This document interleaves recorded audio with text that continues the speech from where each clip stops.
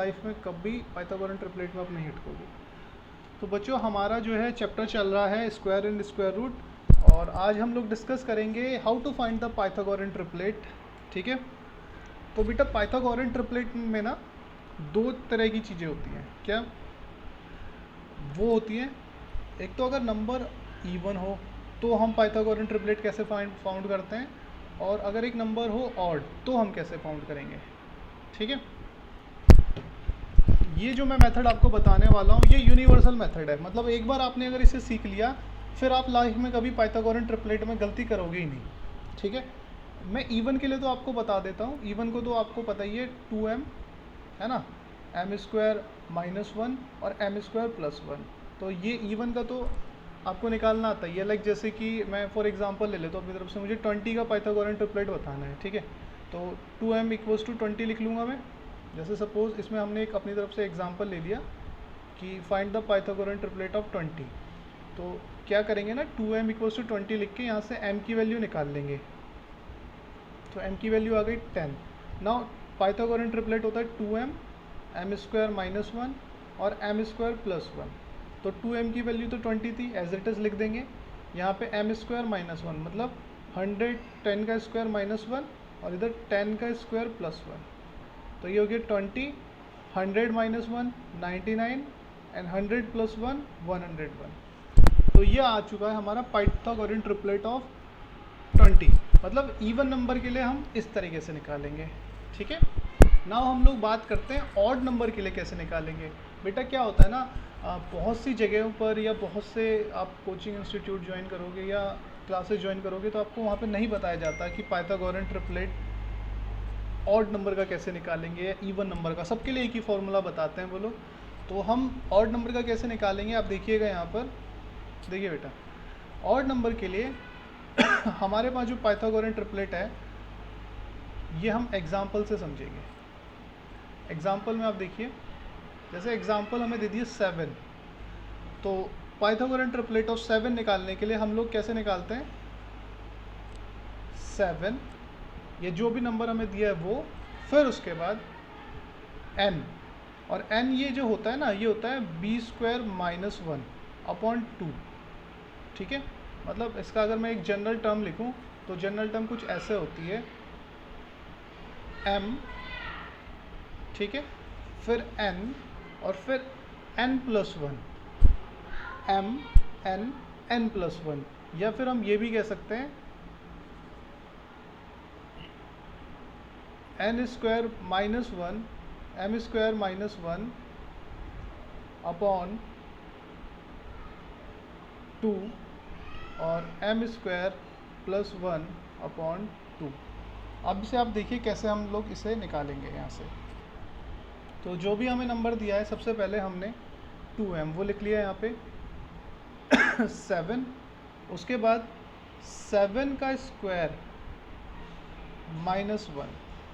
ठीक है, 7 का स्क्वायर माइनस 1 अपॉन 2, या फिर हम यहाँ पे लिखें 7 का स्क्वायर माइनस 1 अपॉन 2 और 7 का स्क्वायर प्लस 1 अपॉन 2। तो यहाँ से आ जाएगा ये 49 माइनस 1 48 अपॉन 2 और 49 प्लस 1 50 अपॉन 2। तो हमारा आंसर आ चुका है 24 और इधर आ चुका है 25। तो पाइथागोरन ट्रिपलेट ऑफ 7 हो जाएगा 7 24 25। ठीक है, समझ में आया आपको दोनों चीजें? फॉर्मूला इसमें याद करने की जरूरत है बस ना, है ना। देखिए इसमें फॉर्मूला भी नहीं है, अब मैं फर्स्ट वाले फॉर्मूले से ही इसको मैं आपको समझा देता हूँ। देखो बेटा, हम लोग जब हम लोगों के पास इवन नंबर होता है ना, इवन, तो उसके लिए हो गया 2m m स्क्वायर माइनस 1 और m स्क्वायर प्लस 1। जब नंबर हो जाता है ऑड, तो जो ऑड नंबर है उसके लिए हम लोग क्या करते हैं, यहाँ पर m स्क्वायर की 2m की जगह पे केवल m लिख देते हैं और m स्क्वायर माइनस 1 अपॉइंट 2 और m स्क्वायर प्लस 1 अपॉइंट 2। मतलब इन जो भी ये वैल्यू है ना, यहाँ से 2 हटा के इन वैल्यू का हाफ कर देते हैं बस। अब ऐसे समझ लीजिए। ठीक है, मतलब हम आगे से 2 हटा के वो 2 सेकंड वाले और थर्ड वाले को उससे डिवाइड कर देते हैं। तो अभी आप चाहे इवन हो या ऑड हो, कोई भी नंबर हो, उसके पाइथागोरन ट्रिपलेट में कभी नहीं अटकने वाले। Hello sir. हाँ बेटा बोलो। सर ये इवन वाले में आपने यहाँ पे अभी 2m लिखा था। हम्म, अभी भी लिखा सर है। तो फिर आप सर ये सर इसके फिर नीचे से 20 कैसे आ गया सर? एक बार ये मुझे समझा दीजिए। 20 के ये बेटा 20 पूछा गया था ना कि 20 का पाइथागोरन ट्रिपलेट निकालिए, तो 2m इक्वल्स टू 20 रख देते हैं हम, है ना। जैसे यहाँ पे पाइथागोरन ट्रिपलेट ऑफ 7 बोला था तो m इक्वल्स टू 7 रख दिया हमने, ठीक है। जैसे यहाँ से फिर m की Yes. वैल्यू निकाल ली, तो m की वैल्यू होगी 20 अपॉन टू 10। फिर ये पाइथागोरन ट्रिपलेट की जनरल फॉर्म होती है, यहाँ पे सबकी वैल्यू पुट कर दी हमने।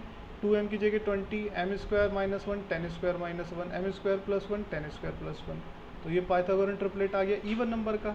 अब ऑड के लिए क्या होता है ना, यहाँ से तो वो 2 हट जाता है आगे से, और यहाँ पर हम लोग क्या क्या करते हैं, m इक्वल्स टू सीधा 7 और m square minus 1 upon 2, m square plus 1 upon 2, बस ये कर देते हैं हम लोग, ठीक है। या आप एक तरीके से ये उसके बाद समझ लीजिए कि पूरी इक्वेशन को हम 2 से डिवाइड कर देंगे बस। हाँ बेटा बोलो। सर ये पावर 7 into 7 हो जाएगा और अब बगल में भी 7 into 7 + 1 हो जाएगा। हाँ 7 इंटू 7 प्लस 1, ठीक है। Okay sir. हाँ 7 इंटू Yes, 7 sir. आपको पता है 49 होता है, 7 7 जा एंड Yes. प्लस 1 50।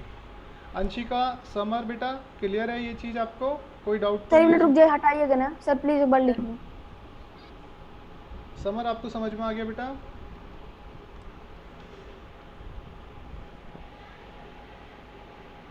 तो पाइथागोरन ट्रिपलेट यही था बेटा, और ये आप कर लेंगे। अब कभी आप पाइथागोरन ट्रिपलेट में नहीं अटकने वाले, चाहे वो इवन है या ऑड है। एंड अब आगे हम लोग आगे करते हैं अपनी एक्सरसाइजेस। सर हल्का से एक बार ऊपर कर दीजिए, हल्का। बेटा थोड़ा जल्दी जल्दी लिखा करो आप, है ना, स्पीड बढ़ाओ थोड़ी सी। ओके। तो उसके बाद हम लोग क्वेश्चन करते हैं अपनी एक्सरसाइज 3.3 का। ये था हमारा एक्सरसाइज 3.2 का लास्ट क्वेश्चन, और जो कि हमने कर लिया है। नाउ हम करेंगे एक्सरसाइज 3.3, क्वेश्चन नंबर फर्स्ट, ठीक है। क्वेश्चन नंबर फर्स्ट कर रहे हैं। हाँ बेटा समर कुछ कह रहे हो क्या? सर फेबोनेसी नंबर क्या होते हैं? सर फेबोनेसी नंबर क्या होते हैं? बेटा स्पेलिंग सही लिखी है या फेबोनेसी आपने?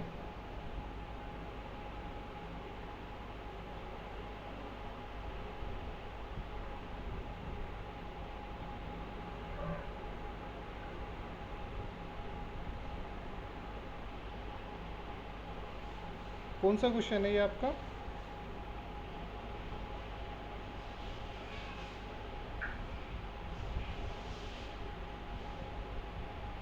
देखो बेटा फेबोनेसी नंबर थोड़ा सा कुछ मैं आपको समझाऊँ, ये एग्जांपल से मैं आपको समझा सकता हूँ। जैसे फेबोनेसी नंबर क्या हो गया, फेबोनेसी मोस्टली ना सीरीज़ होती है, फेबोनेसी नंबर की सीरीज़ होती है। फेबोनेसी नंबर नहीं होते, फेबोनेसी सीरीज़ होती है। तो ये सीरीज़ कैसे होती है, जैसे मैं एक सीरीज़ लिखता हूँ आपके सामने। जैसे मैंने लिखा फर्स्ट टर्म 2, ठीक है, और इसकी सेकंड टर्म लिख दी मैंने 3। तो अब जो नेक्स्ट टर्म आएगी ना वो आएगी इन दोनों को ऐड करके, तो 2 + 3 5। फिर जो उससे नेक्स्ट टर्म आएगी फिर इन दोनों को ऐड करके 3 + 5 8। फिर जो उससे नेक्स्ट टर्म आएगी वो इन दोनों को ऐड करके आएगी 5 + 8 13। तो ये होती है हमारी फेबोनेसी सीरीज़, ठीक है। समझ में आ गई आपको फिबोनेसी सीरीज़? तो फिबोनेसी सीरीज़ क्या होगी बेटा, कोई भी आप नंबर लिख दीजिए। जैसे मैंने 0 2 लिख दिया, तो उससे अगला नंबर मुझे चाहिए तो इन दोनों को मैं प्लस करके यहाँ लिख दूंगा, ठीक है। उससे अगला चाहिए तो फिर मैं इन दोनों को प्लस करके यहाँ लिख दूंगा, फिर उससे अगला इन दोनों को प्लस करके यहाँ लिख दूंगा। तो मतलब ऐसे सर। ही से एक नंबर को उससे आगे वाला नंबर जो भी चाहिए हमें, तो उस सर, नंबर आप- को लास्ट वाले नंबर में ऐड कर दीजिए, ठीक है। जैसे इन दोनों से आगे वाला चाहिए मुझे तो इन दोनों को ऐड करके लिख दूंगा, उससे आगे वाला चाहिए मुझे इन दोनों को ऐड करके लिख दूंगा। तो ये होती है हमारी बेटा फेबोनेसी सीरीज़। Hello sir. हाँ सर आपने यहाँ पे कहा 0 और 2 का निकालना था फेबोनेसी नंबर, तो फिर सर आपने यहाँ पे 2 + 0 कैसे होती? 2 + 0 3 थोड़ी ना हाँ, आएगा। 2 + 0 3 नहीं बेटा 2 आएगा, फिर ये थोड़ा सा चेंज हो जाएगा। हाँ सही कह रहे हो आप, ठीक है। बस वो एक नंबर गलत हो गया, ठीक है बेटा। समझ में आया सबको Yes, sir. फेबोनेसी सीरीज़ क्या होती है? क्लियर है फेबोनेसी सीरीज़? हाँ सर। आपको क्लियर हो गई समर बेटा फेबोनेसी सीरीज़?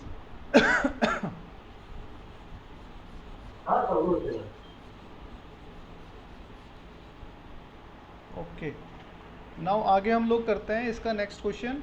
एक्सरसाइज हमारी है 3.3, एक्सरसाइज 3.3।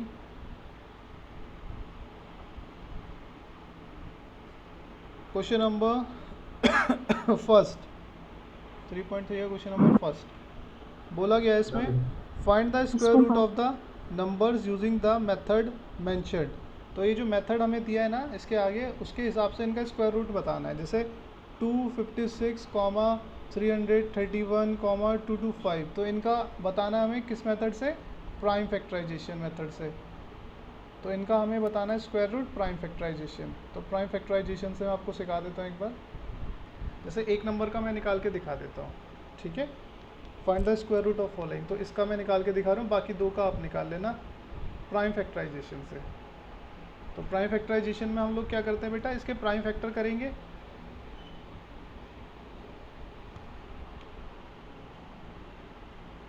किस किस के, 256, तो 2 से हमने किया 2 1 ज़ा 2, 2 2 ज़ा 4, 2 8 ज़ा 2 64 ज़ा 2 32 ज़ा 2 16 ज़ा 2 8 सीधा एलसीएम निकाल देना। 2 4 ज़ा। एलसीएम नहीं निकाल सकते बेटा, एलसीएम नहीं है, प्राइम फैक्टर्स पूछा उसने, ठीक है। स्क्वायर रूट पूछा है, स्क्वायर रूट, प्राइम फैक्टर से स्क्वायर रूट। तो हम लोग देखो, हमने इसके यहाँ पे प्राइम फैक्टर्स निकाल लिए। तो हम यहाँ पे लिखेंगे prime factors of 256 equals to 2 into जितने भी 2 है आप काउंट करके लिख दो, 1 2 3 4 5 6 7 8। तो 2 इंटू 2 इंटू 2, ठीक है। और बस अब यहाँ पे लिखेंगे स्क्वायर रूट, स्क्वायर रूट पूछा था ना इसने, स्क्वायर रूट ऑफ 256।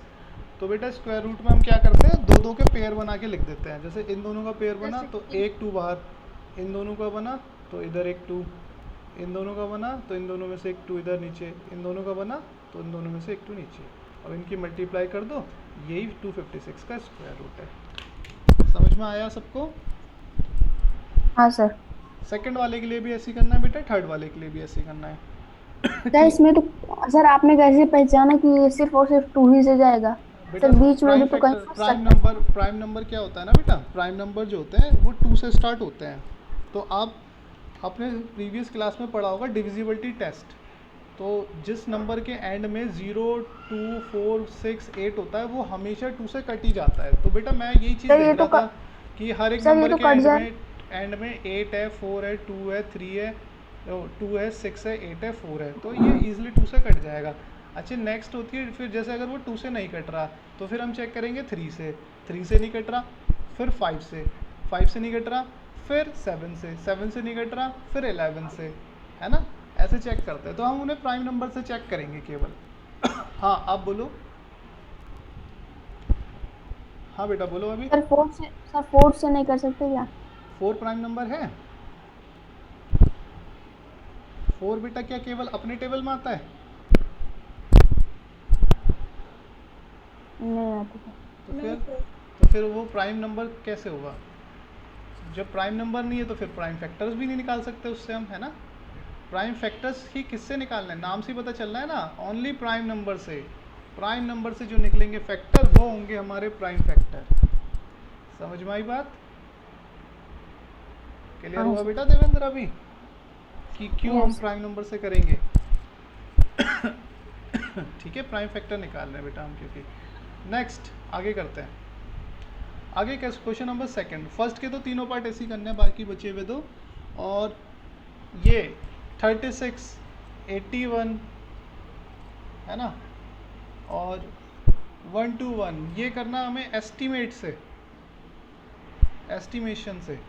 कौन से मेथड से? एस्टिमेशन। तो एस्टिमेशन मेथड में क्या होता है ना बेटा, हम लोग उसको सॉल्व करेंगे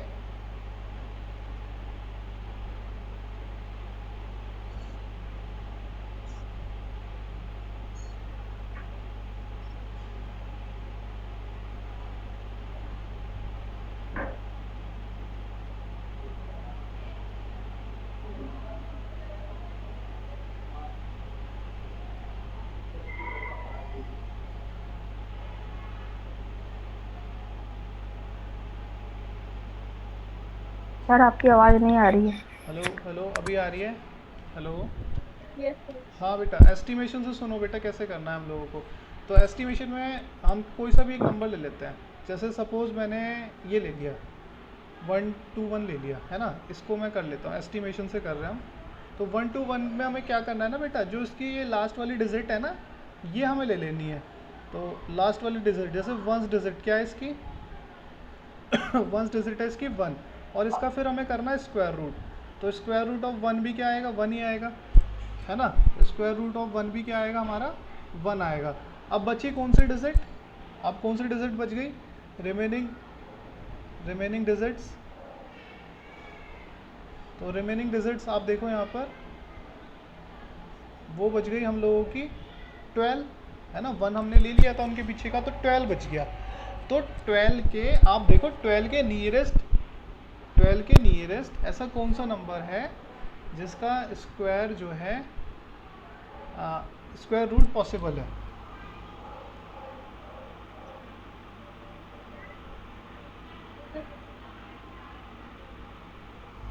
सॉरी, एक मिनट बस, एक गड़बड़ है यहाँ पे। हाँ, ये रहा। तो जो डिजिट बची, अभी सुनो मेरी बात ध्यान से, दोबारा से सुन लो इस चीज़ को एक बार, मैं दोबारा से एक्सप्लेन कर रहा हूँ। सबसे पहले हम लोगों को क्या करना है ना, एस्टिमेशन में जो लास्ट की वंस डिजिट है उसे हमें ले लेना है और उसका स्क्वायर रूट निकाल लेना है। ठीक है, वंस डिजिट का, लास्ट वाली इसको कुछ नहीं आएगा। वंस डिजिट का। तो स्क्वायर रूट ऑफ 1 1 ही होता है। उसके बाद जो उससे पहली डिजिट है, टेंस डिजिट, उसे हमें छोड़ देना है। टेंस डिजिट को क्या कर देना है, छोड़ देना है। तो यहाँ पे लिखेंगे इग्नोर, इग्नोर मतलब होता है छोड़ देना, इग्नोर टेंस डिजिट। तो टेंस डिजिट को इग्नोर कर दिया हमने ठीक। उसके बाद रिमेनिंग डिजिट कौन सी बची, रिमेनिंग डिजिट। तो टेंस डिजिट को इग्नोर कर दिया, तो रिमेनिंग बच गया ये आगे वाला 1। तो इसको हमें यहाँ लिख लेना है। तो अब हमें बेटा देखना है कि ऐसा कौन सा नंबर है 1 या 1 से छोटा जिसका स्क्वायर रूट पॉसिबल है। तो क्या हम 1 का स्क्वायर रूट निकाल सकते हैं, निकाल सकते हैं। 1 का स्क्वायर रूट 1 होता है ना। तो हमारा नंबर हो जाएगा रिक्वायर्ड नंबर, रिक्वायर्ड आंसर, हमारा रिक्वायर्ड आंसर हो जाएगा क्या, ये वाला 1 और प्लस यहाँ पर ये जो 1 था ये वाला 1 तो हमारा आंसर हो गया 11। आप देखो 121 का स्क्वायर रूट भी क्या होता है, 11। क्लियर है। अच्छा, मैं एक बड़ा नंबर लेके दिखाता हूँ, एक दूसरा नंबर लेके दिखाता हूँ। जैसे मैं यहाँ पे ले लेता हूँ 1225, ये मैंने ले लिया, 35 का होता है, आपको पता ही है ना। इसको हम करते हैं। तो सबसे पहले हम लोग लेंगे इसकी वंस डिजिट। क्या लेंगे हम इसकी, लास्ट की 2 डिजिट। ठीक है, इसकी हमने लास्ट 2 पेयरिंग करते हैं, पेयरिंग ऐसे पेयर बना लेना है। तो लास्ट 2 डिजिट हमने ले लिया, लास्ट 2 डिजिट। तो जैसे ही मैंने इसकी लास्ट 2 डिजिट ली, लास्ट 2 डिजिट क्या है 25। 25 का जो भी डिजिट हम लेंगे उसका स्क्वायर रूट कर दो। 25 का स्क्वायर रूट हो गया 5। तो एक तो हो गया हमारा ये। अब बचा क्या ये वाला पेयर बच गया हमारा। ठीक है, तो ये वाला पेयर हम यहाँ पे लिख लेंगे, रिमेनिंग डिजिट, रिमेनिंग डिजिट। तो रिमेनिंग डिजिट है हमारी 12। बेटा 12, ये 12 से नीचे ऐसा कौन सा नंबर है जिसका स्क्वायर रूट पॉसिबल है। अब 12 का स्क्वायर रूट तो नहीं निकलता, 12 का भी नहीं निकलता, 11 का भी नहीं निकलता, 10 का भी नहीं निकलता, 9 का, है ना। 9 का स्क्वायर रूट पॉसिबल है ना, है ना। 12 का नहीं निकलता, 3 का भी नहीं निकल, 11 का भी नहीं निकलता और 10 का भी निकलता। तो यहाँ पे 9 का स्क्वायर रूट पॉसिबल है। तो यहाँ लिखेंगे 9 is a number whose square root is possible. 9 is a number nearest to 12 whose square root is possible, जिसका स्क्वायर रूट क्या हो, पॉसिबल हो। तो बस अब 9 का स्क्वायर रूट निकाल दो। तो 9 का स्क्वायर रूट क्या हो गया 3 तो बस हमारा यहाँ पे आ गया answer, square root of 12225 equals to ये यूनिट डिजिट पे आ जाएगा, ये टेंस डिजिट पे आ जाएगा 35। सर 2 डिजिट क्यों लेंगे बेटा? देखो मैं आपको बताता हूँ, जब एक कैसा नंबर हो, ऑड नंबर, मतलब नंबर ऑफ डिजिट हो ऑड, तो हमें लास्ट वाली डिजिट लेनी है, फिर बीच वाली छोड़नी है, फर्स्ट वाली लेनी है। बट जब नंबर हो इवन, तो हम लोगों को क्या करना है बेटा? लास्ट वाली डिजिट, लास्ट 2 डिजिट लेनी है, ठीक है, पेयर लेना है पूरा। मतलब जब नंबर ऑफ डिजिट 4 हो तो हमें लास्ट वाली डिजिट लेनी है, लास्ट 2 डिजिट। जब नंबर ऑफ डिजिट कितनी हो 3, तो हमें केवल लास्ट वाली डिजिट लेनी है, ठीक है। दोनों में ये फ़र्क है। समझ में आ गया बेटा? अभी आपको क्लियर हुआ ये अंशिका? Yes sir. ठीक है, जैसे मैं अभी आपको sir we will rejoin a meeting. हाँ दोबारा से रिजॉइन करनी है बेटा, ठीक है। या फिर इसको ना एक सर? तरीके से आप ऐसे समझिए, देखिए मैं इसमें आपको एक थोड़ा सा कंफ्यूजन मुझे क्रिएट नहीं डाउट करता। है। हाँ डाउट, वही मैं आपको समझा रहा हूँ बेटा। आप ना केवल ये मत देखो लास्ट 2 डिजिट लेनी है, लास्ट 3 डिजिट लेनी है, आप ऐसे देखो। इस वाले एग्जाम्पल से आपको क्लियर हो जाएगा। लास्ट 1 डिजिट लेनी है, 2 डिजिट लेनी है, वो सब क्लियर हो जाएगा। जैसे मैंने एक नंबर लिया 625, मैं बेटा 5 लूँगा यहाँ पर तो 5 का स्क्वायर रूट पॉसिबल है क्या? कोई 5 का स्क्वायर रूट निकलता है? No sir. 5 का स्क्वायर रूट नहीं निकलता ना, तो फिर मुझे इसके साथ 25 भी लेना पड़ेगा। अब मैं 25 का स्क्वायर रूट कर देता हूँ, ठीक है। ऐसे ही हर एक नंबर आपको ऐसे ही लेना है। जैसे मैंने 121 लिया था जब, तो 1 का स्क्वायर रूट पॉसिबल था, तो इसलिए मैंने केवल 1 ही ले लिया। अगर 1 का स्क्वायर रूट पॉसिबल नहीं होता तो फिर मैं 20 को भी लेता, 2 को भी लेता। मतलब जैसे यहाँ पर पहले हम 5 ही लेते हैं, बट 5 का तो स्क्वायर रूट निकलता ही नहीं है, तो फिर हमें 2 भी लेना है। अब 25 का स्क्वायर रूट हो गया 5, ठीक। अब जो डिजिट बची क्या? सर ये कैसे पता चलेगा कि स्क्वायर रूट पॉसिबल है या नहीं? बेटा आपको पता है ना, कुछ डिजिट होती है जिनका स्क्वायर रूट हम निकाल सकते हैं, जैसे कि 1, 4, 9, है ना। आप ना नंबर का स्क्वायर कर दीजिए, जैसे 1 का स्क्वायर 1, कैसे पता चलता है हमें कि स्क्वायर रूट निकलेगा नहीं निकलेगा? 1 का स्क्वायर 1, 2 का स्क्वायर 4, 3 का स्क्वायर 9 तो जिनका स्क्वायर है, जैसे 4 का स्क्वायर 16, 5 का स्क्वायर 25, तो ये जिनके स्क्वायर हैं तो मतलब इनका स्क्वायर रूट भी निकल सकता है। फिर 6 का स्क्वायर 36, 7 का स्क्वायर 49, 8 का स्क्वायर 64, 81, 100, 121, ठीक है, 144। तो ऐसी जो डिजिट्स हैं जो जिनका स्क्वायर रूट, जो किसी एक नंबर का स्क्वायर है तो उनका स्क्वायर रूट निकल जाएगा। तो ऐसे पता चलता है हमें स्क्वायर रूट निकलेगा नहीं निकलेगा, ठीक है। तो ऐसे ही बेटा यहाँ पर आप देखिए 1 जो है वो 1 का स्क्वायर रूट होता है, तो मैंने यहाँ लिख लिया। अब यहाँ पे 5 था, 5 किसी का भी स्क्वायर रूट नहीं होता, तो इसलिए मुझे 25 भी लेना पड़ेगा। तो हमारे पास डिजिट आ गई है 5। रिमेनिंग डिजिट्स आप यहाँ पे देखिए, रिमेनिंग डिजिट्स कौन सी रह गई हमारे पास? रिमेनिंग डिजिट है हमारे पास 6। अब 6 तो किसी का स्क्वायर रूट नहीं होता, तो 6 जो है, 6 से छोटा ऐसा कोई नंबर जो स्क्वायर रूट हो? 5, 6 से छोटा 5, 5 भी किसी का स्क्वायर रूट नहीं है। 4, हाँ 4 है ना, 4 is less than 6 whose square root is possible, whose square root is possible। तो हम लोग यहाँ पे क्या करेंगे? 4 का स्क्वायर रूट निकाल देंगे। तो 4 का स्क्वायर रूट क्या होता है बेटा? 2। तो रिक्वायर्ड नंबर, तो हमारे पास नंबर आ चुका है, required number equals to unit digit, इसको लास्ट में लिखना है, और ये जो दूसरा वाला है ये टेंस डिजिट, इसे स्टार्टिंग में लिख देना है। तो 625 का जो है रिक्वायर्ड स्क्वायर रूट आ गया, वो आ गया 25। देवेंद्र समझ में आया? अंशिका, देवेंद्र? Yes sir. आपको समझ में आया बेटा? समर अभी बताओ, समझ में आया नहीं आया?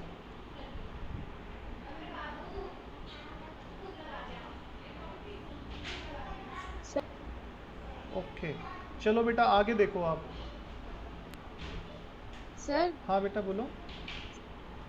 सर एक बार किसी कोई 5 डिजिट नंबर का स्क्वायर रूट निकाल के एक बार दिखा दीजिए। 5 डिजिट नंबर का बेटा आपके सिलेबस में तो नहीं है, बट मैं करके दिखा देता हूँ, ठीक है। 5 डिजिट नंबर आपके सिलेबस में नहीं है वैसे, ठीक है। 5 डिजिट नंबर का मैं एक बार आपको निकाल के दिखा देता हूँ। 5 डिजिट नंबर जैसे ना बड़ा नंबर है तो अभी आपके वो सिलेबस में है नहीं, वो एस्टिमेशन मेथड से थोड़ा हार्ड पड़ जाता है, तो इसलिए उसको अभी जैसे मैं एक बार देखता हूँ इसका नहीं है।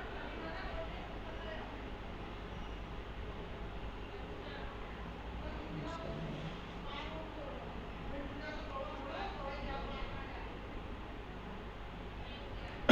ठीक है, चलो एक बार देख लेते हैं हम लोग फिर भी, है ना। जैसे एक नंबर मैंने यहाँ लिख लिया, 5 डिजिट नंबर है ये, अब इसका स्क्वायर रूट हम देखते हैं। तो सबसे पहले हमने जैसे 4 लिया, तो 4 का